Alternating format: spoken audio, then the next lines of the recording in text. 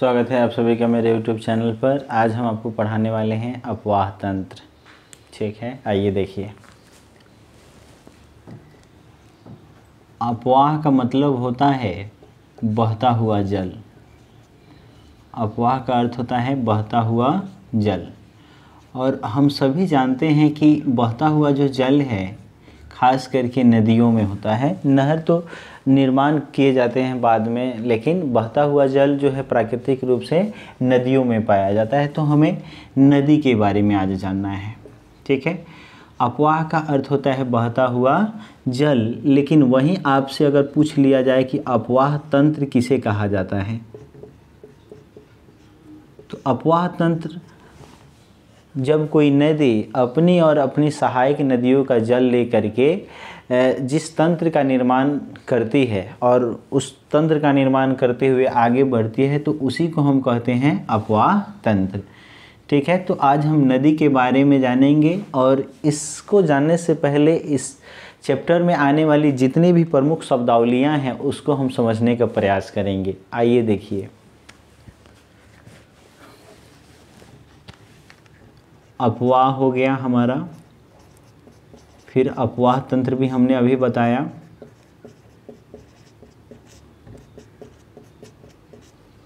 प्रवाह क्षेत्र, प्रवाह क्षेत्र को जान लेते हैं थोड़ा सा।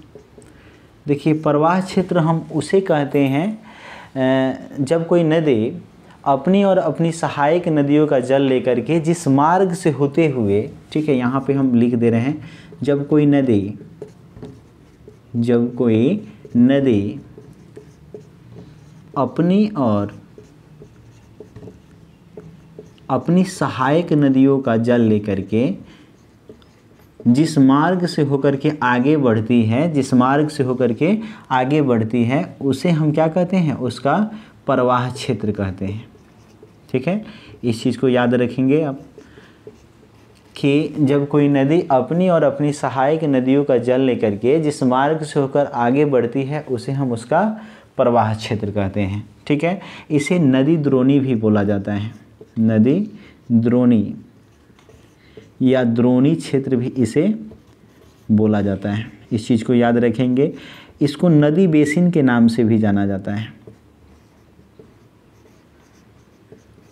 ठीक है, चलिए अगला जो पॉइंट है, जल विभाजक। जल विभाजक,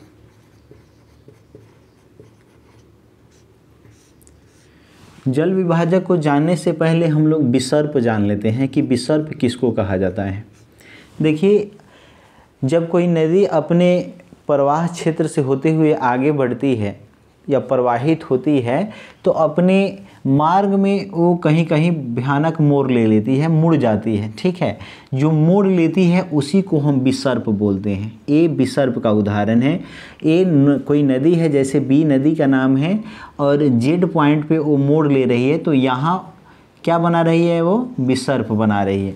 जब कोई नदी, यहाँ पे हम लिख दे रहे हैं, जब कोई नदी अपने प्रवाह क्षेत्र में मोड़ लेती है, तो वही मोड़ क्या कहलाती है, विसर्प कहलाती है।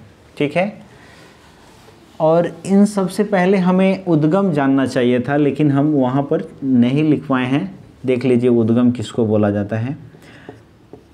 जहाँ से कोई नदी निकलती है, जैसे यहाँ ए पॉइंट से अगर कोई नदी निकल रही है तो ए पॉइंट इसका क्या कहलाएगा, उद्गम केंद्र कहलाएगा। जहाँ से कोई नदी निकलती है उसको हम उसका उद्गम केंद्र कहते हैं। जैसे गंगा नदी गंगोत्री से निकलती है, यानी गंगोत्री गंगा नदी की क्या है, उद्गम केंद्र है। ठीक है, ठीक उसी प्रकार यमुनोत्री हिमना से निकलती है। ठीक है, इस चीज़ को याद रखिएगा। सतलज राक्षस ताल से निकलती है, इस चीज़ को भी याद रखिएगा। ऐसे भी क्वेश्चन पूछ लिया जाता है कि सतलज नदी का उद्गम केंद्र कहाँ है, तो राक्षस ताल झील है। दरअसल ताल झील को पुकारा जाता है, याद रखिएगा। चलिए अगला हम जान लेते हैं वितरिकाएं। वितरिकाएं, देखिए जब पर्वतों से नदियां निकलती हैं, पर्वतों पर अवस्थित हिमनदों से जब नदियां निकल करके मैदानी क्षेत्र में बहुत अत्यधिक दूरी जब तय कर लेती है तो अपने साथ लाए गए वो अवसादों को आगे लेकर के बढ़ नहीं पाती हैं, ठीक है। और वो यहाँ पर इसका मुहाना के पास, हम मुहाना समझाएंगे आगे चल करके, अभी मुहाना के पास उनका बहाव जो होता है बहुत कम हो जाता है और उसकी वजह से ये कई सारी धाराओं में बट जाती है, ठीक है। छोटी बड़ी कई सारी धाराओं में बट जाती है और इन्हीं धाराओं को हम क्या कहते हैं, वितरिका कहते हैं। यहाँ पर हम सिंपल याद रखेंगे, मुहाना के पास नदी तीव्र बहाव होने के कारण कई सारी धाराओं में बट जाती है, उसे ही हम क्या कहते हैं, वितरिका कहते हैं, ठीक है। इस चीज़ को याद रखिएगा, ये वितरिका है। देख रहे हैं यहाँ पर मंद बहाव की वजह से, मंद बहाव की वजह से ये कई सारी धाराओं में बट गई है और इन्हीं को हम क्या कहते हैं, वितरिका कहते हैं।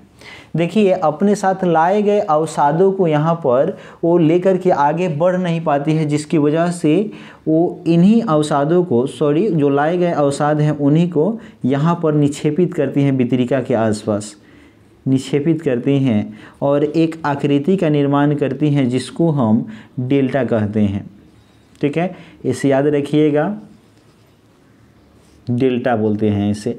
डेल्टा का प्रायः जो आकार है त्रिभुजाकार होता है, लेकिन ये पंजे के आकार की भी डेल्टा होती है जो हम डेल्टा वाले चैप्टर में पढ़ेंगे, ठीक है। आइए अगला पॉइंट हम दोआब देखते हैं। थोड़ा सा इसको मिटाना पड़ेगा, चलिए।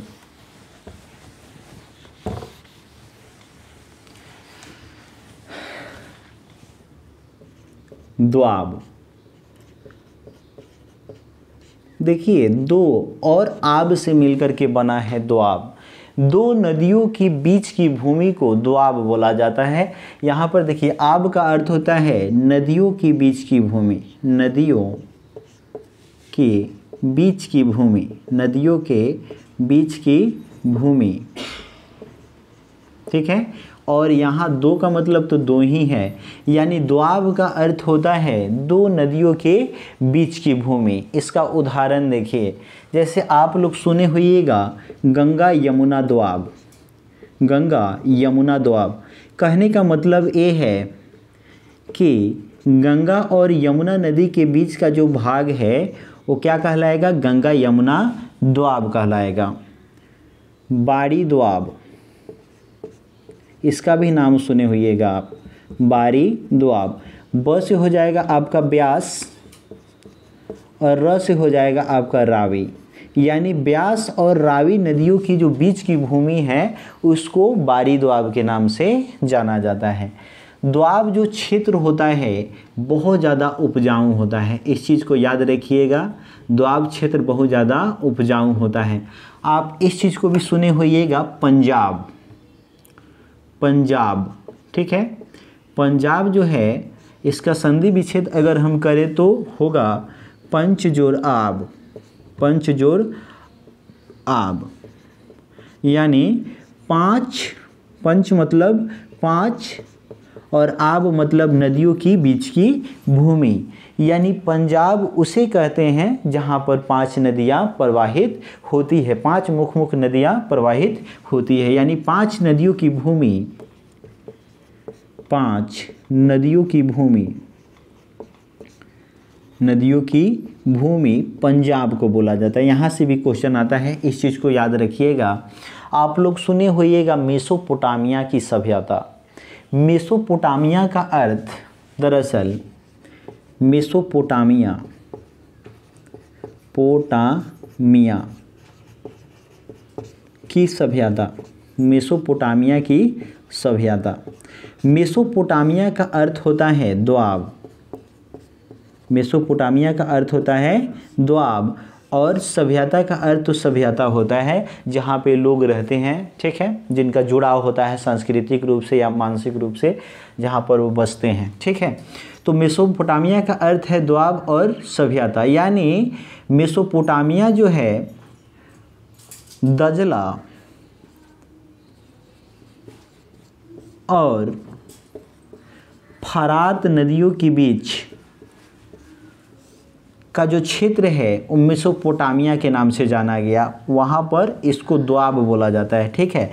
और इन दोनों नदियों के बीच में जिस सभ्यता का विकास हुआ उसको मेसोपोटामिया की सभ्यता कहा जाता है। तो याद रखिएगा, द्वाब का अर्थ होता है दो नदियों की बीच की भूमि। चलिए देख लीजिए इसको, उसके बाद हम मिटा रहे हैं।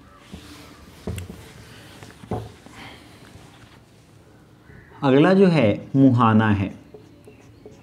देखिए, जब कोई नदी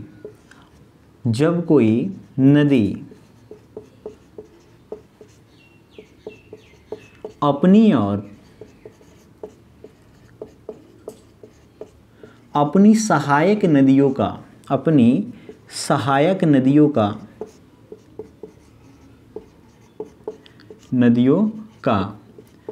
जल लेकर के अपने से किसी बड़े जलाशय में, जैसे कोई ये नदी है, ठीक है, जैसे कोई नदी है, ये अपनी सहायक नदियों का जल लेकर के अपने से किसी बड़े जलाशय में जहाँ पर मिल जाएगी, यहीं जैसे मान लीजिए कि ए पॉइंट पर ये नदी मिल जा रही है, ऐसे भी तरीका का निर्माण करते हुए, तो ए पॉइंट इसका क्या कहलाएगा? मुहाना कहलाएगा। इस चीज़ को याद रखिएगा।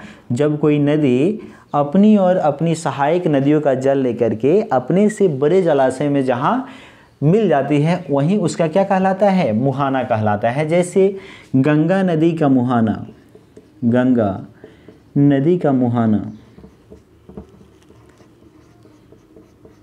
बंगाल की खाड़ी है, बे ऑफ बंगाल, ठीक है।